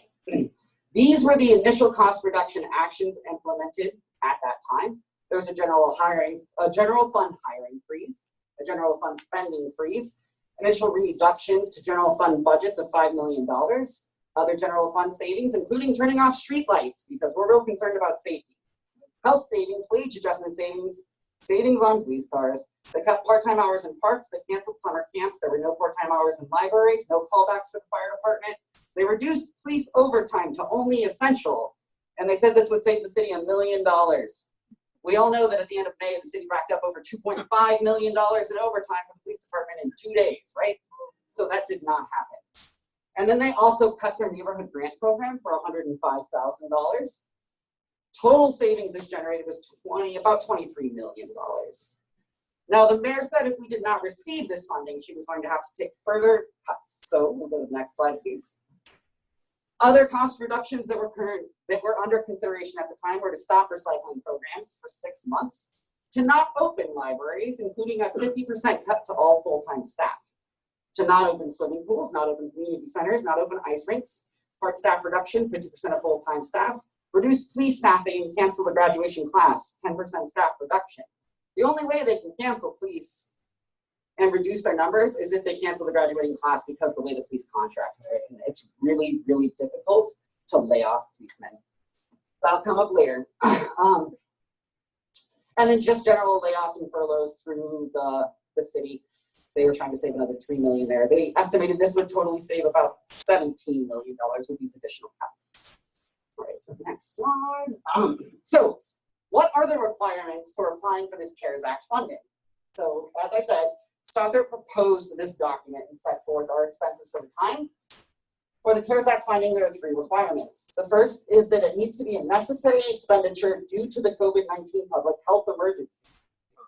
The second is that expenses that has to be for expenses that were not accounted for in the budget in place on March 27th. The third is that the expenses that were incurred had to be incurred between March 1st and December 20th. Now remember, 43% of all the money that we were asking for was for the police's regular hourly wages. And that does not meet any of these criteria. But good old Stephen Mnuchin added this nice little clause to the CARES Act funding. Next slide, please. Oh, I apologize, I jumped ahead. We can jump to that next slide. Just go up one more. There we go. So Stephen Mnuchin added this little clause and said, the fund is designed to provide ready funding access to address unforeseen financial needs and risks created by the COVID-19 public health emergency. For this reason, and as a matter of administrative convenience, in light of the emergency nature of this program, a state, territorial, local, or tribal government may presume that payroll costs for public health and public safety employees are payments for services substantially dedicated to mitigating or responding to the COVID-19 health emergency public crisis. Remember, we have an $80 million uniform patrol budget, and we just asked for $43 million to pay for their wages, right? And we did not get this money. All right, next slide, or can you go back one more, please? Okay, so this is all of the expenses, and I apologize, it's a tiny screen, it's really hard to see, of what the mayor asked for the police department. So like I said, in total, she's asking for about $33 million, 32 here. 143,000 of that was for additional or was for purchasing protective equipment, PPE, and the other materials that the police department needed for handling COVID. The rest of it is all for their wages, $31,641,571. The vast majority of this is for their insurance plans, but it's nuts. All right, next slide. So we asked for a significant portion of this money to go to the police department. We also asked for money. I lost my page, I apologize. We also asked, okay, I apologize. We asked for $7.3 million to go to the Parks and Library Department. And this is what the Parks and Library Department needed that $7.3 million for. They needed to sanitize their facilities. They were asked to sanitize the police cars. I don't know why that falls under Parks and Libraries. Barricading parks, creating signage, creating distance learning, curbside pickup of library materials, and creating web-based learning tools.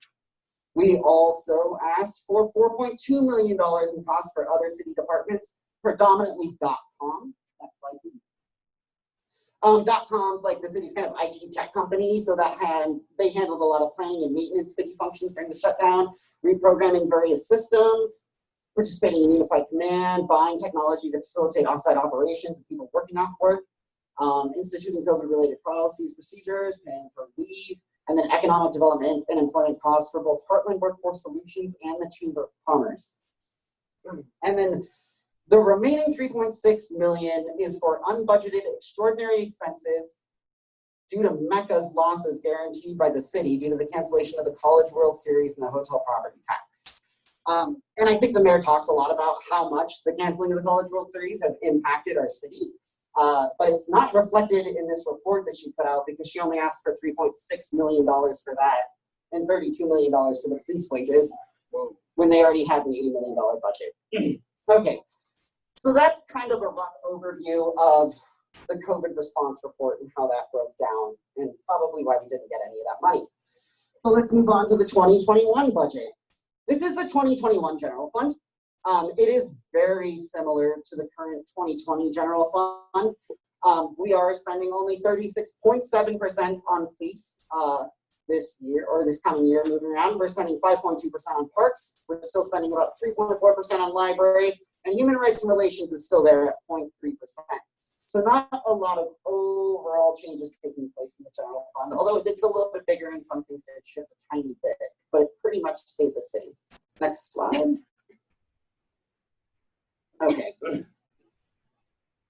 So one thing that did change quite a bit is the police department budget, though. And overall, the police department budget for 2021 compared to 2020 is only increasing 1.2%. But when we started breaking down the police budget, there were a couple interesting things that really stood out. I think this is important because we often hear from the mayor, city officials, and the police department themselves that they have no money that can be reallocated. But when you look at the appropriated budget summary for the police department, we see some significant changes in their department moving from 2020 to 2021. The first major significant change I noticed is the office of the police chief. His budget in 2020 was just over $3 million. For some reason in 2021, his budget balloons to almost $21 million for the office of the police chief. And remember, the police budget only goes up 1.2%. So how do they pay for that extra $18 million they just gave the police chief office? Well, we cut about $6 million from criminal investigations. And they keep telling us we can't take money from the police department because if we do, it's going to stop things like our gang prevention task force. But they just cut $6 million from criminal investigations without even thinking about it or telling you. They increased the pay for executive officers in that bureau. They went from $9 million to $11 million. The General Police Service Bureau, they got cut about $1 million. The Uniform Patrol Bureau has that $10 million decrease that we see that was mentioned in the COVID impact plan. That was predominantly from cutting the new recruit graduating class from this year. Now, when we look at this, we see that the majority of this money is compensation for employees. So $143 million of this is employee compensation, $17 million of this is non-employee compensation. Their total budget for 2021 is $161 million, $798,853. So now, let me pop back up to where we are. So, like I said, the total increase for this budget was only 1.2%, but we see a lot of dramatic fluctuations happening when we look at an overview of this budget. The other thing that we really need to consider in this budget, next slide please, is that there is a giant asterisk on all of this information because the largest part of the police budget is the police salary. And right now, the Omaha Police Department's contract expires this year. The police contract usually stands for 6 years at a time. And they're currently negotiating that contract, and the negotiations have not been settled yet. So we know that the police wages will increase next year. It's guaranteed in their contract. We just do not know what guarantee of an increase they're going to get. So at that point, all of these hourly wages, suddenly, you don't really know what that number looks like anymore. And it just seems really strange that they submit a budget to us with numbers that they don't have figures for. They kind of estimate, but when they estimate, they're literally just taking what the current police contract has. If the police contract does not get negotiated and passed by the end of the year, it will just go back to the previous police contract, but that's a whole other segue. So remember that giant asterisk there. Now, the other kind of cool thing about the budget is it's a tool for us to hold these offices accountable. So when we look at the police budget, not only do we get information on how much money they're spending, but included in the police budget, we get a performance summary by division. And this is going to break out how well our police department actually performs. It's going to tell us how many reported aggravated assaults there were, what the change of the aggravated assaults were this year compared to last year, how many of those aggravated assaults they solved. And our clearance numbers are not particularly great.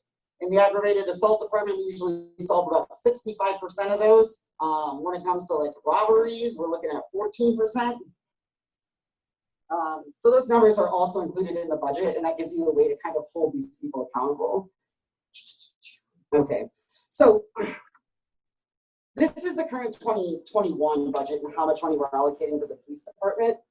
And I thought that was interesting. We talked a little bit about what other cities are doing in their general fund, but I wanted to find a city that was really comparable to Omaha as far as size and population. So I came across Raleigh, North Carolina, and they just passed their budget in June, right before Stothard had proposed her budget. So in Raleigh, North Carolina, Omaha's area, we have a population of about 468,000, an approximate area of 141.8 square miles. This information is also included on the first page of the budget. Raleigh, North Carolina has a population of about 469,000 and an approximate area of 144.8 square miles. Raleigh's entire police force is smaller than just the Omaha Police Department's uniform patrol. Omaha is asking for just over $161 million for our police department next year. Raleigh designates $180 million of its general fund to all public safety. That's fire, EMS, and police combined. The Omaha Uniform Patrol budget sits just under $80 million. Raleigh's Uniform Patrol budget is about $45 million. And then these are clearance rates showing the performance of the Omaha Police Department compared to the Raleigh Police Department. So Raleigh is not only spending about half what we spend on our police department, but they're knocking our clearance rates out of the water in a side-by-side comparison. For example, violent crimes in Omaha in 2011, they solved about 51% of violent crimes. In Raleigh, they were solving 62%. Aggravated assaults, Omaha 58%. In Raleigh, they're solving 77%. Burglaries, they're at 12%. Raleigh's at 14%. In every step of the clearance metrics, they beat us. And they spend half the money that we do. Next slide, please. Also not surprising. Okay. So I want to talk again about the transparency of the budget. So I mentioned that $18 million that shows up in the Office of the Police Chief. This is an expenditure summary for the Office of the Police Chief. This is all of the information they give you on how the Office of the Police Chief is going to spend that new $21 million budget that they have. So let's take a look. Last year, they spent $3,199,000 on employee compensation. Next year, they're spending $18,649,000 on employee compensation. That's really weird to me. Why are they spending $18 million on employee compensation? What employees work for the Office of the Police Chief? Well, it tells us it's the Chief Administration that commands the overall operations of the department. And then it's also the Public Information Office, the Internal Affairs Unit, and the Executive Officers Bureau, although they have a separate line item for their pay. Internal Affairs Unit reports directly to the Chief of Police, so they're part of his budget. And then the Public Information Office reports directly to the Chief of Police, so they're part of his budget. The Public Information Office coordinates dissemination of information to the news media and manages the Crime Stoppers program. So I don't know what they're doing with that $18 million. All we know is they're spending that $18 million on employees in the police chief's office. So that either has to go to internal affairs, public information, or administration. But somebody got a significant raise this year, and they cut a lot of money from the police budget to do that. But we don't know what that means. I emailed Ben Gray about this specific issue 3 times, and he has yet to respond, but he's very unhappy with me at the moment. Okay, next slide, please. Okay. Yeah, that's you. Hey. Thank you. Yay. Way to go, Tyler. Yeah. I love how fired up you get. Cool. So yeah, I'm gonna go back to the defunding issue and how that might look or what that is looking like in other cities as well. And I kind of wanted to throw some studies and stuff out there because which we're only just starting to dive into as like rookie abolition sleuths. I've read in some of the studies that increased police funding does not result in better safety outcomes, and there's a lot of studies that verify this. The Washington Post actually analyzed 60 years of federal data on crime rates across the country and police spending as well across the country, and found that there was absolutely no correlation between increased spending on police and decreased crime rates, or very little correlation, kind of depending on the city you're in. Overall, though, no correlation. But that looks a little bit like this. The green line is police spending going up, up, up from 1960 to present day, and then crime rates sort of peaking around 1990 and then going steadily down. One line is for violent crimes, and then the other line is the overall crime rate. So, the increases in funding are not because we need more money for police to address this crime issue. Crime's already falling, yet police budgets across the country keep rising just because they can. We also know at the same time that cities have been throughout this whole period divesting from Black, Indigenous, and people of color primary communities. And they do that in several ways. A lot of you guys know how that works. Redlining is one of those ways. So systematic denial of home loans and business loans in certain zip codes in certain cities, particularly segregated cities like ours. You can learn more about that at the union's redlining exhibit and how that bears out here. Lack of infrastructure and business development, like lack of investment on behalf of the city in those things, in those certain zip codes. Lack of funding for social services too. Our city is one of those that, we just went over the general fund budget. Not a lot of money goes to social services and services that really support our health and well-being in the general fund. It's a lot of personnel and it's a lot of fire and police. And then another way that cities don't invest in Black, Indigenous, and people of color communities is I think they're impacted by social and economic fallout from over-policing and over-incarceration in a way that is not true in other parts of town. And that also has like an economic fallout to everyone that is touched by over-policing, over-incarceration, or has a family member that has been incarcerated, understands that that's like years of the economic fallout for all the people around that person.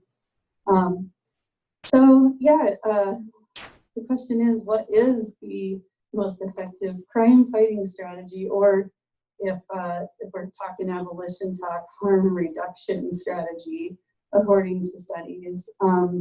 Studies bear out that programs and initiatives that provide economic support and economic security for people in the form of work support infrastructure and education equity have the most impact.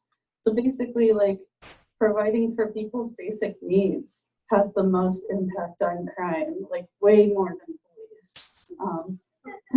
Yeah, surprise, like more police equals more arrests, and then more support for people in terms of them getting fed and housed and being happy results in less crime and violence.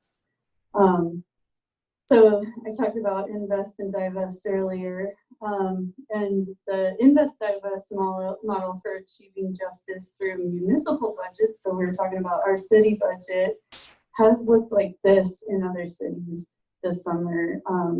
This is like the summer of defunding in cities across the country. So in just the last couple months, New York City defunded $1 billion from their police budget out of a $5.9 billion budget. And they used those police funds for mental health, homelessness, and education services. So transferring money to like people's well-being. LA, very similar. They defunded $150 million, which is not actually that much in comparison to their $1.86 billion budget, but they took some money from the police fund and put it toward healthcare, jobs, and what they call peace centers, which is a really like cool, interesting, creative idea. I don't know exactly what that means, but I think it's probably like a violence intervention type of program. San Francisco defunded $120 million out of $696 million. They used their police department funds for housing, mental health, workforce development, economic justice, and education. Oakland is doing some cool things. They had actually like the biggest police budget, like share of their general fund budget put toward police in the country. And they have started the process of defunding, which is good. That says like, we can do it too.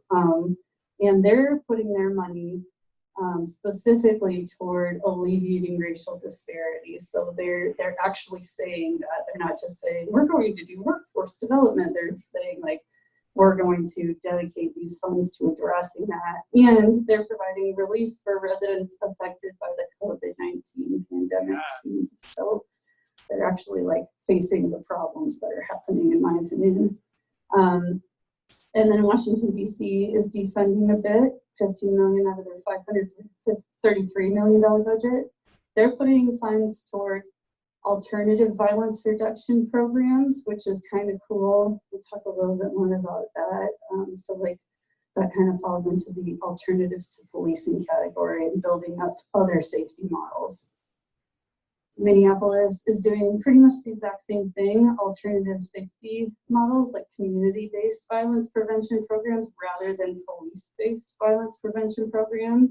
And they have just started the process too. They haven't defunded much, but they defunded a little based on like the huge amount of pressure that was happening up there. And then Seattle, this just like happened last week, so it hasn't even made it through the whole budget process. There are like hearings scheduled for tomorrow there, but they have it in mind to defund 20 million out of 400 million. And they have specifically said they're planning to shrink the size and scope of the SPD up there, which is cool, right in line with like abolition aims of just shrinking the scope of that system. And they want to also specifically invest in communities of color there. So it's great that they said that too. Several other cities are all defunding this summer as well. And then I wanted to like kind of zoom in too and just take a look at what some of these programs look like that are being supported in place of police or might step in to help with overall safety needs. One model, which a lot of people are pretty familiar with, so there's a big documentary on it, it was The Interrupters, is a Chicago model called Cure Violence. I don't know if you're familiar with that kind. You said you were from Chicago.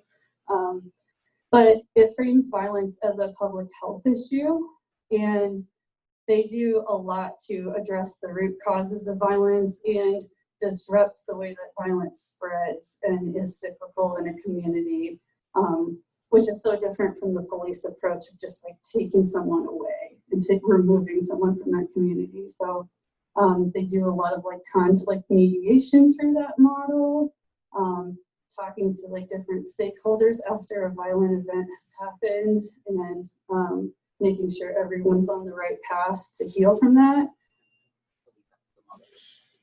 Oh, cool. Yeah, can you go back a little bit? Yeah, and yeah, they kind of do like a social work model too, where it's like the people in the program have a caseload and they really follow up with people for several months afterward. So it's very much like a care model rather than a punitive model.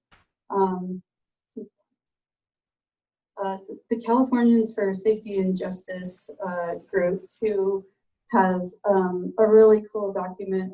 There's just so many of these like documents out there. It's cool. There's like no shortage of ideas for alternative safety programs. But their document called The Blueprint for Shared Safety is a pretty good read.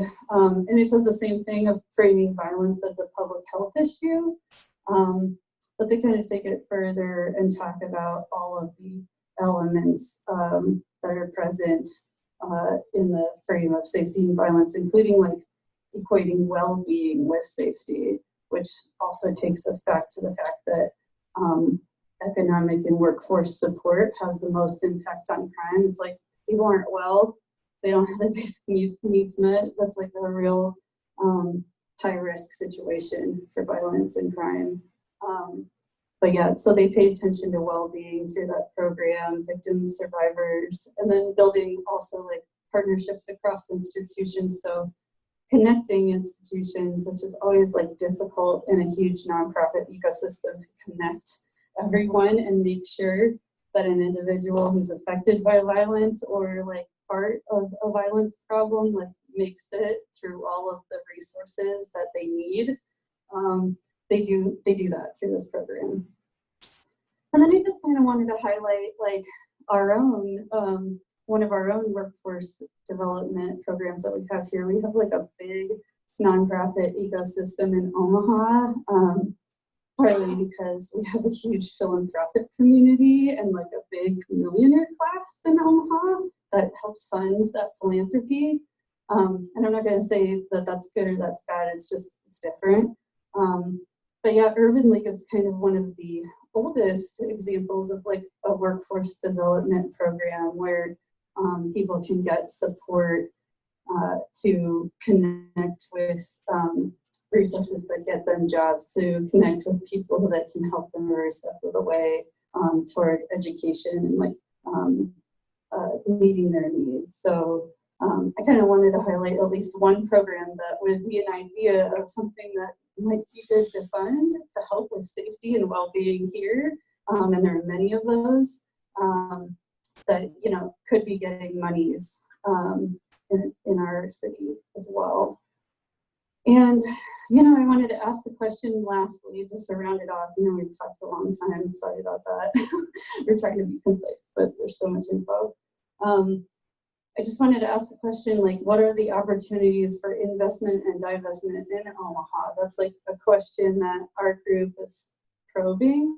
We just got together and started working in June, so we've only kind of like at the tip of the iceberg here. But what we've seen is like there's a really huge opportunity with mental health crisis response team. There's a new team that formed under the police department. And I think it was a direct result of over the killing of Zachary Bearheels that this mental health crisis response team formed. They were grant funded, and the mayor has promised some funding for that program this year, which is encouraging.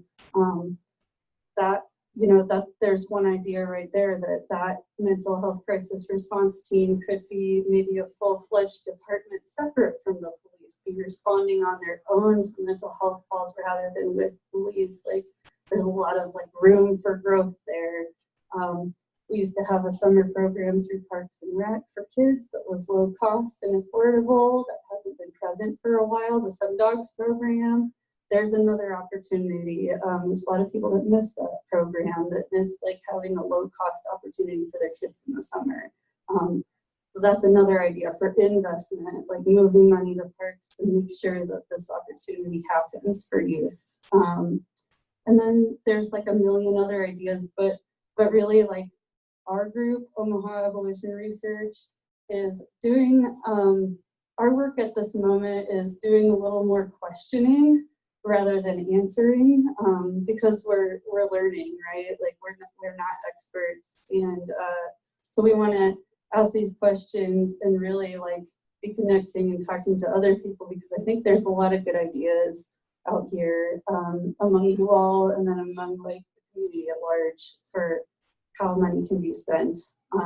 And then just to like highlight what Joaquin said, maybe advocating even for a participatory budget process, which exists in several large cities and puts the power of giving budget feedback in our hands, so that we are folded into the process of approving the budget. We actually vote on the budget instead of allowing a representative to make a decision on our behalf. So yeah, with that, I kind of want to just like wrap it up and give it back to Joaquin, and then we can maybe open up for questions too. Yeah, we definitely want to open for questions.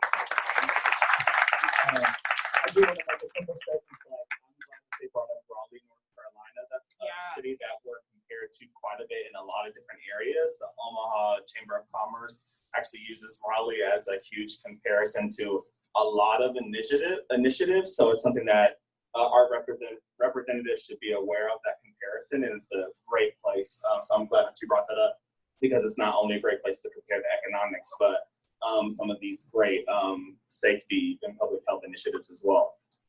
So yeah, let's open it for questions. I'm sorry to be dominating this microphone.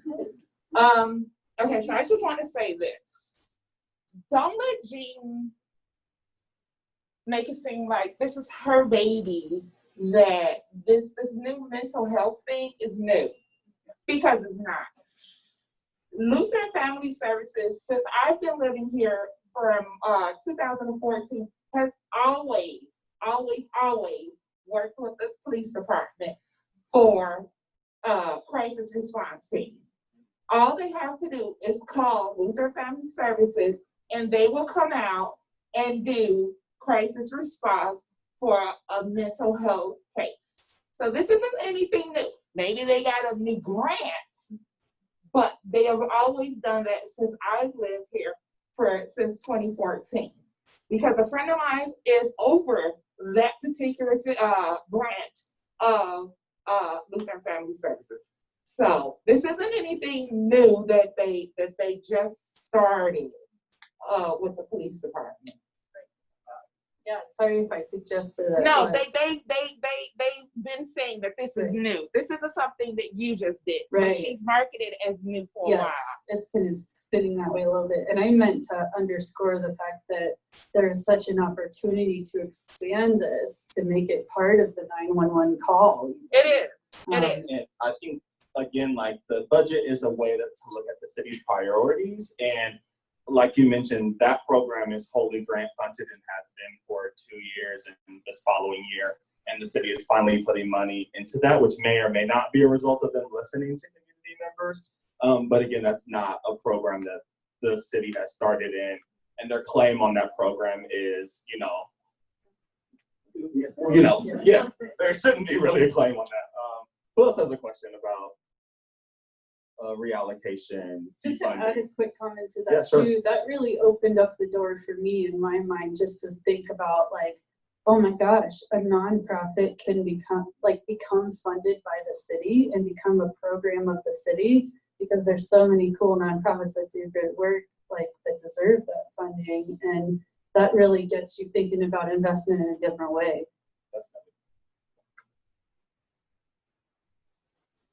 I'm just gonna mention, I was, I don't know, as far as South Omaha, and a lot of what you're talking about is race issues.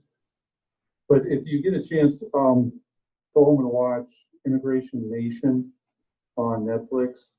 It's pretty horrifying. It follows ICE basically collaborating with police, and it's a whole nother issue of law enforcement that's just devastating to the community. North Omaha has their history with the police, but South Omaha has a whole nother history. I don't want to see that. Thanks. ICE is definitely part of the prison industrial complex, and it like deserves its own like spotlight in terms of abolition. I was just gonna say, I don't know if this is the right. Can you hold it up? I don't know if this is the right place for me to ask this or whatever. But okay, I recently just finished school, so now I have a lot more time. I am a nurse. Like I said, really interested in reaching the community.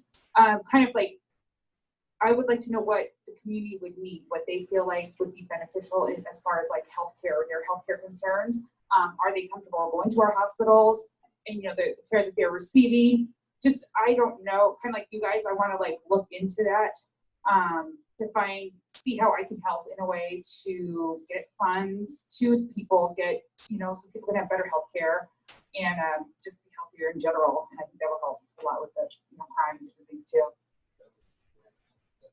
Don't work in Nebraska medicine is all I can tell you. Oh, that's where I work. I'm so sorry. I know, I'm making like, they are, yeah. Yeah, link up after. I go to North High, and I would just say, I would just say, focus on, if you can, school, and like what starts, what builds up the people who are going to be in your community in the future. Because a lot of times, like, we're pressed to find pencils and markers, and then we see a 1.26 million increase to the police department, and it's just insulting. So, and also I would say focus on the like school to prison pipeline, because it is very real. They have cops in their school for no reason, for no good reason at all, except seems like to arrest kids they don't like. But yeah, I would just say try to focus on like the youth, like where the problems could start. I mean, a lot of kids that go to school, like that's their only meal of the day. That's where they can find guidance. And so underfunding something like a school system is just cruel to the children, legitimately. So, Yeah, we'll take that advice. Absolutely. We could do one more question and comment.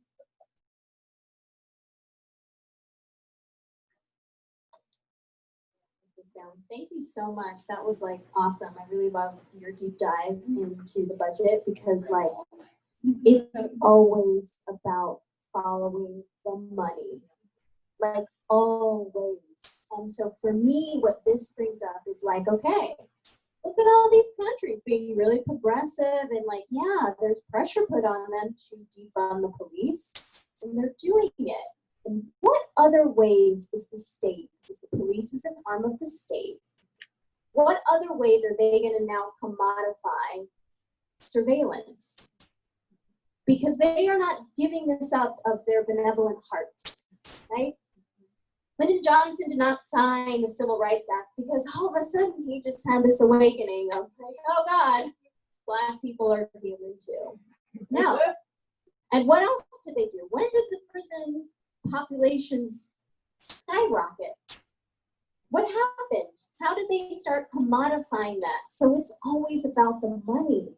And that for me is just like terrifying, but I'm also like, okay, there are other ways that the state is going to start policing us. And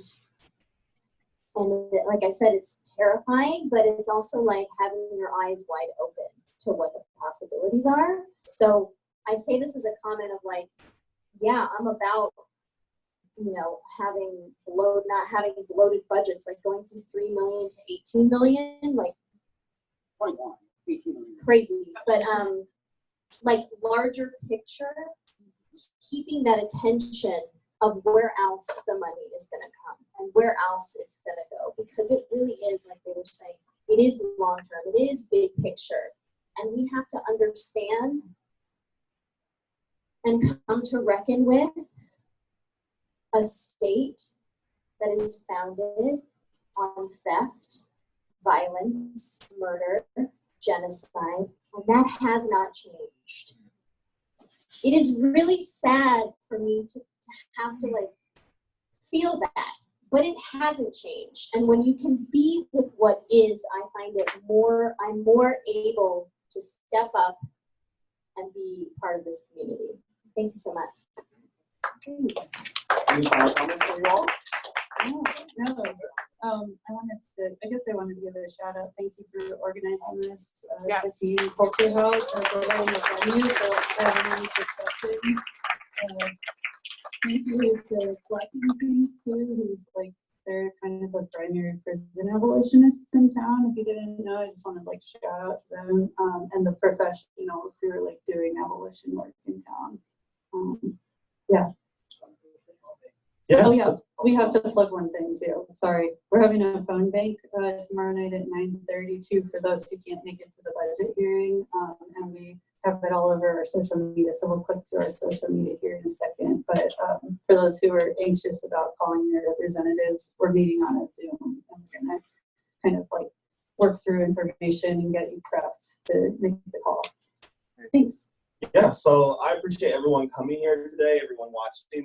Again, like one of the central tenets of our advocacy is to make sure that people feel the most educated to deliver their advocacy and activism in the ways that feel impactful and feel like you're coming from a place of power and confidence. So hopefully this was educational and you learned something new and you feel more empowered. Feel free to stick around a little bit if you want to workshop any of your testimony that you're going to think about building. Again, I would highly suggest buddying up, maybe doing small groups, and really creating that narrative that Aaron talked about, so that we can engage our officials around the story that we really want to tell, and that we're hitting all the parts that feel important and pertinent to us. So be strategic, be thoughtful, and again, we are excited to see you all tomorrow at the City Council meeting to voice your concerns and to see some movement based in what we believe as a community. So thank you all. Have a good night.